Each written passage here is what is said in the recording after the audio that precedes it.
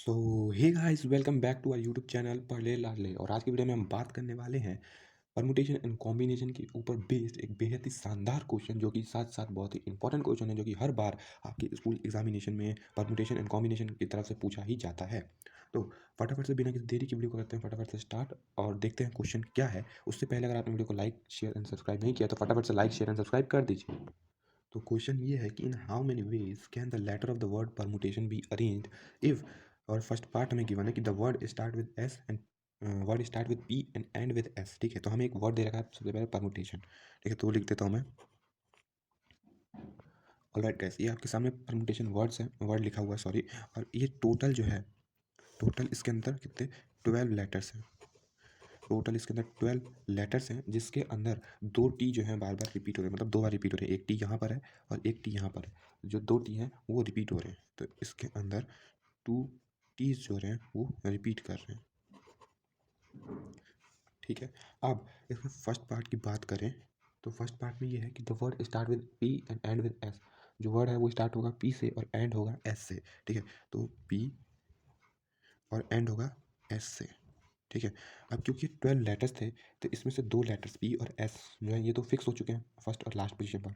तब लेटर्स को हमने अरेंज, जितने लेटर्स को हमने अरेंज करना है वो कितने बचे, 10 लेटर्स बचे। 12 में से 2 यहाँ पे हो चुके हैं तो बचे कितने, 10। तो इनके बीच में 10 जो है ब्लैंक स्पेस होगा, जहाँ पर जो लेटर्स होंगे वो आएंगे। ठीक है, 1 2 5 6 7 8 9 और 10। ठीक है, 10 लेटर्स होंगे। तो फर्स्ट पार्ट तो बहुत ही आसानी से हो जाएगा कि कितने नंबर ऑफ वर्ड्स जो हैं वो फॉर्म होंगे, जो कि स्टार्ट होंगे पी से और एंड होंगे एस से। तो इनके बीच में क्योंकि 10 ब्लैंक स्पेस हैं तो ये यहाँ पर 10 लेटर्स आएंगे, जो कि 10 फैक्टोरियल बेस से अरेंज हो जाएंगे, अपने आप में अरेंज हो सकते हैं। ठीक है, तो यहाँ से इसका आंसर क्या हो जाएगा, नंबर ऑफ वर्ड्स फॉर्म्ड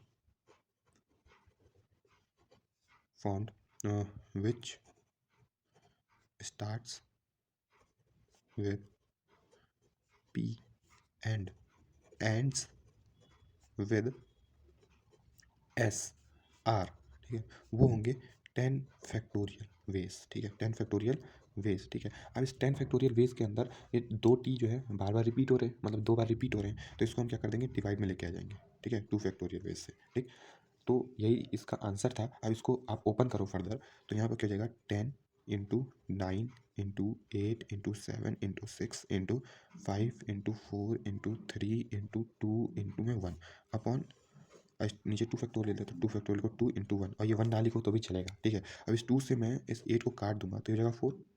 ठीक, अब इसको मल्टीप्लाई करने के बाद क्या आंसर आएगा, इसके मल्टीप्लाई करने के बाद आंसर आएगा 1814400। ठीक है, तो इतने जो है टोटल वर्ड्स जो होंगे फॉर्म होंगे, जो कि स्टार्ट होंगे पी से और एंड होंगे एस से। और सॉरी गाइस, अगर बैकग्राउंड में नॉइस आ रही है तो उसके लिए सॉरी, थोड़ा मैनेज कर लो यार प्लीज़। और यहाँ पर अब सेकंड पार्ट की बात करें, फर्स्ट पार्ट तो हो गया, इतने वर्ड्स जो होंगे वो फॉर्म होंगे।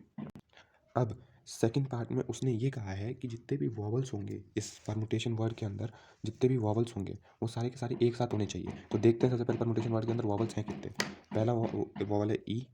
ठीक, फिर दूसरा यू, उसके बाद ए, फिर आई, फिर ओ। ठीक है, तो पूरे के पूरे 5 वॉवल्स हैं इसके अंदर। ठीक है, तो हम इस पूरे पांचों वॉवल्स को क्या कर लेंगे, एक एज सिंगल एंटिटी ट्रीट कर लेंगे, ए ई आई ओ यू। ठीक, अब इस पूरे 5 वॉवल्स को हम as a single entity treat कर रहे हैं। तो अब 12 टोटल लेटर्स थे, तो 12 में से अगर एक लेटर मतलब 5 लेटर्स हमने यहाँ पर एक सिंगल एंटिटी ट्रीट कर लिया है, तो बचे कितने, 12 में से अगर 5 को हटा दोगे तो बचे 7 लेटर्स। ठीक है, तो यहाँ पर 7 ब्लैंक लेटर्स आ जाएंगे, जिनकी हमने अरेंजमेंट करनी है, 3 3 6 और 1 7। ठीक है, और ये टोटल ऑब्जेक्ट्स कितने बने, ये टोटल 8 ऑब्जेक्ट्स बने।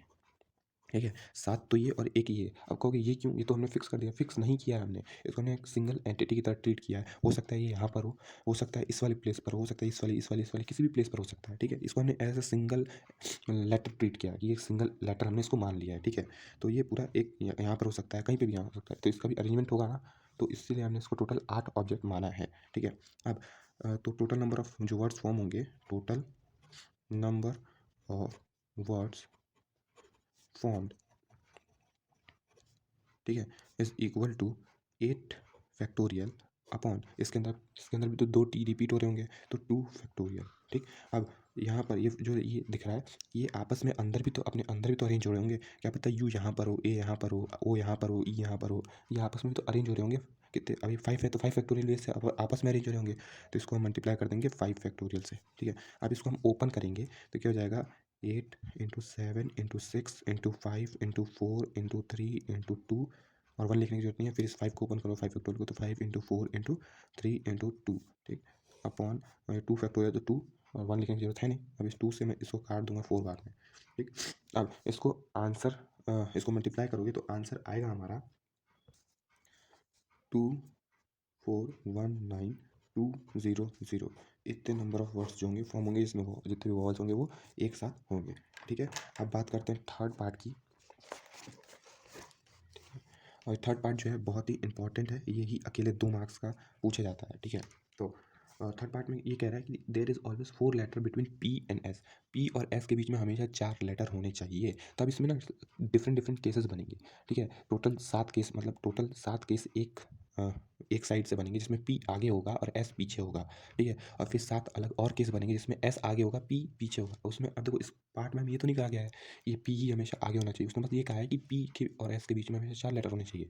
तो पहले 7 केस वो होंगे जिसके अंदर पी आगे होगा और एस पीछे होगा और उनके बीच में 4 लेटर्स होंगे।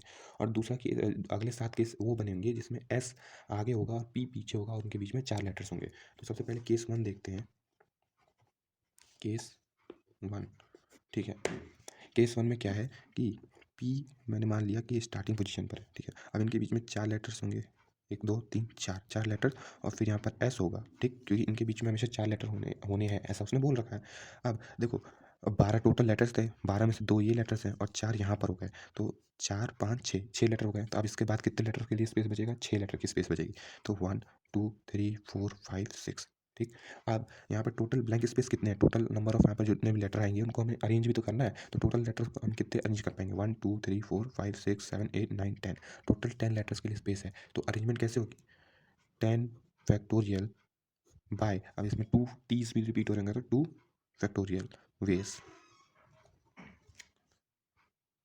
अब देखो, अब ये तो केस 1 था, अब इसी तरीके से केस 2 बनेगा जिसमें पी जो है वो यहाँ चला जाएगा और एस यहाँ पर होगा। तब जब पी यहाँ चला जाएगा तो यहाँ पर एक स्पेस खाली हो जाएगी पी की जगह पर, ठीक है। तो केस 2 देख लेते हैं, केस 2 क्या है कि यहाँ पर एक स्पेस खाली हो जाएगी क्योंकि पी यहाँ से इधर चला जाएगा, ठीक है। अब यहाँ पी यहाँ पर आ जाएगा, अब इनके बीच में 4 लेटर का गैप होगा, क्योंकि क्वेश्चन हमेशा इसने ये कहा रखा है कि इनके बीच में हमेशा 4 लेटर का गैप होना चाहिए, ठीक। अब एस यहाँ चला गया तो पहले यहाँ पर 6 स्पेस था, ठीक है। अब कितने हो जाएंगे, 5 स्पेस हो जाएंगे, ठीक है। तो 1 2 3 4 5, ठीक है। लेकिन जो नंबर ऑफ लेटर्स रहेंगे वो तो उतने रहेंगे, 10 ही लेटर्स रहेंगे। तो यहाँ पर भी कितने वेस से अरेंजमेंट होगा, 10 फैक्टोरियल बाय 2 फैक्टोरियल वेस से ही जो लेटर्स के हैं उनकी अरेंजमेंट होगी, ठीक है। हमने 7 केस बनाने, सातों केस में इतने ही वेज से अरेंजमेंट होगी क्योंकि लेटर हमेशा 10 ही रहेंगे, उन 10 लेटर्स का ही हमने अरेंजमेंट करना है, ठीक। अब केस 3 में क्या होगा, केस 3 केस 3 में ये पी होगा यहाँ पर चला जाएगा और एस यहाँ पर चला जाएगा। ये हम तब तक करते रहेंगे जब तक ये एस यहाँ ना पहुँच जाए, ठीक है। और उस हिसाब से पी को हम आगे आगे आगे आगे बढ़ाते जाएंगे।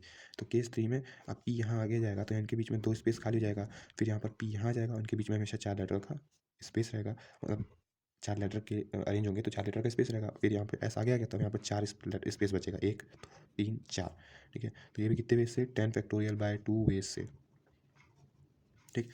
अब केस 4 की बात करें, केस 4 में क्या होगा, फिर से पी एस आगे चला जाएगा और ये एस यहाँ चला जाएगा, तो 1 2 3 स्पेस खाली हो जाएगा यहाँ पर, क्योंकि पी यहाँ चला गया तो यहाँ पर 1 2 तो खाली था और ये पी का स्पेस खाली हो जाएगा, ठीक है। 1 2 3 और यहाँ पर पी और इनके बीच में 4 लेटर का स्पेस, ठीक। और यहाँ पर एस, तो ये 1 2 3, पहले 4 था तो अब 3 लेटर का स्पेस होगा और फिर कितने, 10 फैक्टोरियल बाय 2 वेज से, ठीक।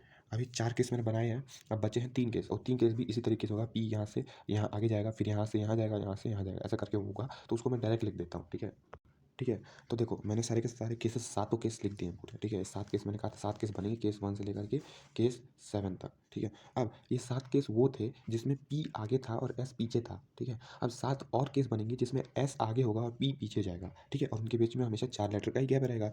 तो टोटल नंबर ऑफ वेज कितने हो जाएंगे, total number of ways, sorry total number of cases is equal to 7, ये पी वाले केस में पी आगे होगा और एस पीछे होगा, प्लस 7 इसमें एस आगे होगा पी पीछे होगा, इज इक्वल टू 14 केसेस, ठीक है। 14 केसेस ऐसे बनेंगे, ठीक। अब ये इन 10/10 फैक्टोरियल को मैं 14 बार ऐड करने से बढ़िया एक ही बार लिख करके उसको 14 से मल्टीप्लाई कर दूँ। तो यहाँ पर क्या हो जाएगा कि total number of words formed in which there is always 4 letters between P and S are 10 factorial by 2 factorial into 14। ठीक है, अब इसको हम ये 10 फैक्टोरियल बाई 2 फैक्टोरियल को हमने फर्स्ट वाली पार्ट में सॉल्व किया था और सॉल्व करके आया था 1814400 और इसको हम 14 से मल्टीप्लाई कर देंगे। ठीक है, और इसको 14 से मल्टीप्लाई करने के बाद आंसर आएगा 2540160। तो टोटल नंबर ऑफ वर्ड्स इसमें पी आगे और एस मतलब पी और एस के बीच में हमेशा 4 लेटर का गैप रहेगा, वो इतने फॉर्म होंगे। आई होप आपको वीडियो पसंद आई होगी, और अगर आपको वीडियो पसंद आई होगी है तो प्लीज़ वीडियो को लाइक और चैनल को सब्सक्राइब करना ना भूलें, क्योंकि आपका एक एक लाइक, आपका एक एक कमेंट हमें बहुत ही अंदर से मोटिवेट करता है, ताकि हम ऐसी नई नई वीडियोज़ और आपके लिए बनाते रहें। Thank you guys.